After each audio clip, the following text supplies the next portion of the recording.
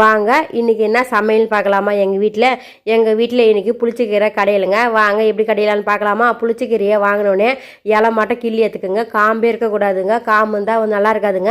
அதுக்கப்புறம் தண்ணி ஊற்றி நல்லா அலசி எடுத்துக்கோங்க. புளிச்சக்கீரையை ஒரு பூண்டு முயசாக உடிச்சு எடுத்துக்கோங்க.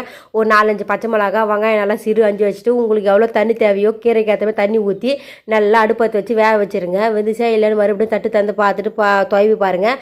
வேவலைன்னா மறுபடியும் இலை நெசிக்கு பாருங்கள். வேவலைன்னா மறுபடியும் வேக வைங்க. ஒரு 5 நிமிஷம் வேகட்டங்க.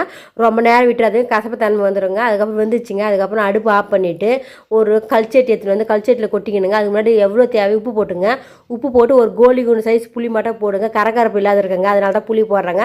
அதுக்கப்புறம் கல்ச்சட்டி நல்லா மெய்யே கரைஞ்சிட்டு பாருங்கள். கரைஞ்சிட்ட பிறகு எண்ணெய் ஊற்றி இப்போ தாளிப்பு தாங்க. எண்ணெய் எவ்வளோ தேவை எண்ணெய் ஊற்றி கடுகு போட்டு அதுக்கப்புறம் வரமிளகா ஒரு 4-5 கிள்ளி வச்சு நல்லா தாளித்து நல்லா இருக்கும். எங்கள் வீட்டில் கருவேப்பிலை காலை வச்சுங்க.